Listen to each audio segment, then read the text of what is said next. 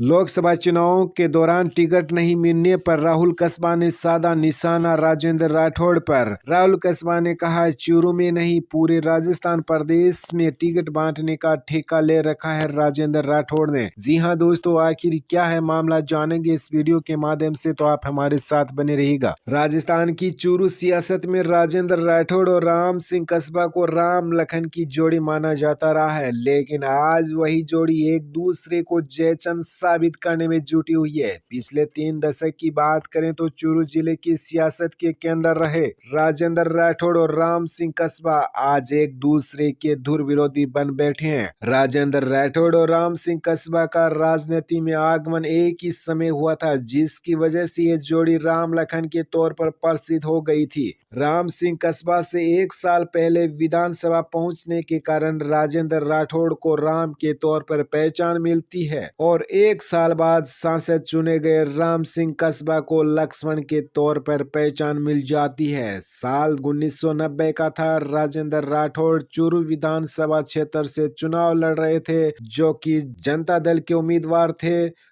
और राम सिंह कस्बा सादुलपुर से निर्दलीय के तौर पर चुनाव लड़ रहे थे। दोस्तों, इसमें बताया जाता है कि राजेंद्र राठौड़ चूरू विधानसभा क्षेत्र से ये चुनाव जीत जाते हैं, लेकिन राम सिंह कस्बा सादुलपुर से चुनाव हार जाते हैं। और साथ ही बताया जाता है कि राम सिंह कस्बा ने राजेंद्र राठौड़ को जिताने के लिए चूरू में भरपूर प्रयास किया, और वहीं राजेंद्र राठौड़ ने सादुलपुर में राम सिंह कस्बा को जिताने के लिए भरपूर कोशिश किया, लेकिन राम सिंह कस्बा सादुलपुर से निर्दलीय तौर पर चुनाव हार जाते हैं।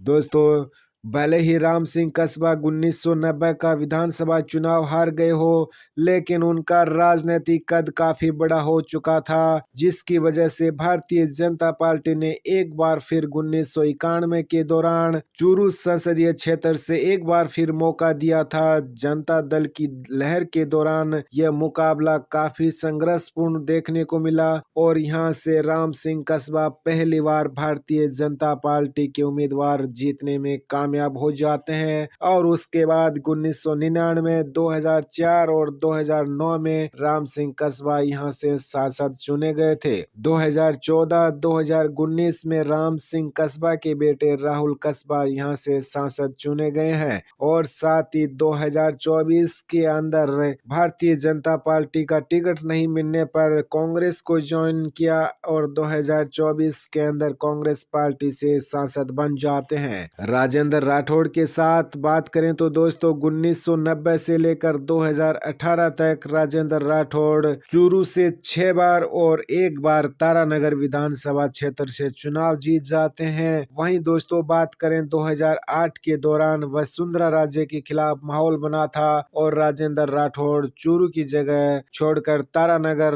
पहुंच जाते हैं और तारानगर विधानसभा क्षेत्र से भी चुनाव जीत जाते हैं। दोस्तों, राजनीतिक जानकार मानते हैं कि राजेंद्र राठौड़ और राम सिंह कस्बा के बीच पहली अनबन 2013 के विधानसभा चुनाव के दौरान होती है, जब राम सिंह कस्बा की पत्नी कमला कस्बा सादुलपुर से भारतीय जनता पार्टी की उम्मीदवार थी।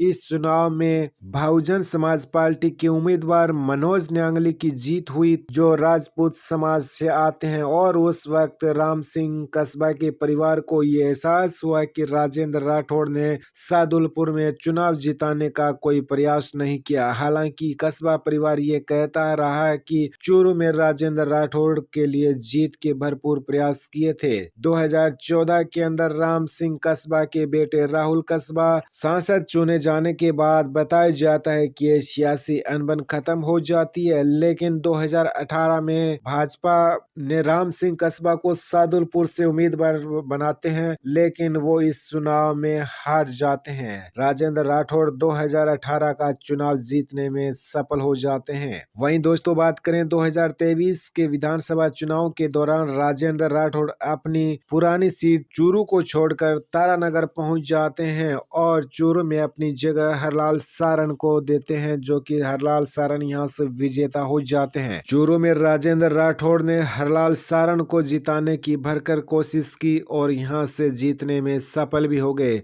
लेकिन सादुलपुर में राठौड़ पर बसपा के मनोज न्यांगली का समर्थन करने पर आरोप लगे।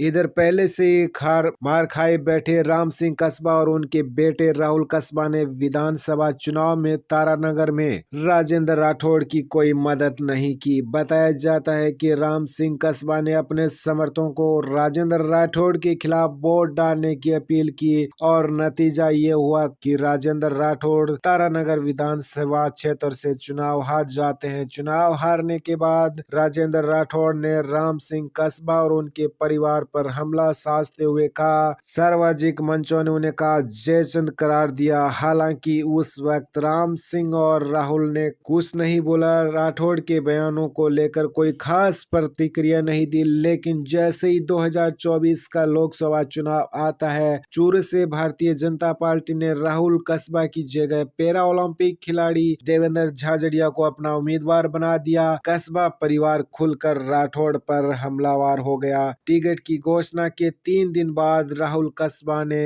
अपने घर पर शक्ति प्रदर्शन किया। राजेंद्र राठौड़ पर जमकर निशाना साधा। राहुल कस्बा ने कहा, जयचंदों के बीच रहने वाले जयचंद ही जयचंदों की बात करते हैं। क्या अब भी वो एक व्यक्ति राजेंद्र राठौड़ मेरे भविष्य का फैसला करेगा? चूरू का बच्चा बच्चा मेरे कल का फैसला करेगा।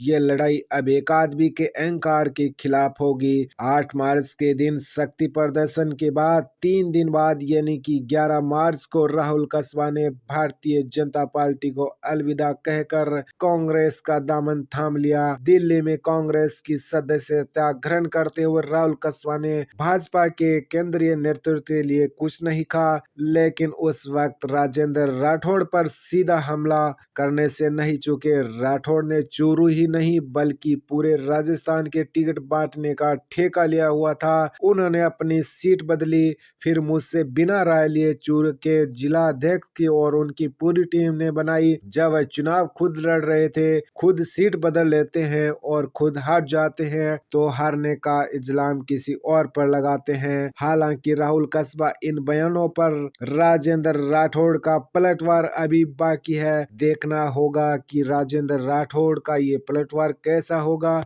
क्या ये राम लखन की जोड़ी अब विपरीत ध्रुव में शामिल होकर एक दूसरे की सियासी बांध चलाती रहेगी? जैसन से शुरू हुई ये सियासी प्रतिस्पर्धा 2024 किस तरह राजनीति का इतबार लिखेगी, ये तो आने वाला वक्त ही बताएगा। क्या राजेंद्र राठौड़ कस्बा परिवार पर पलटवार करेगा?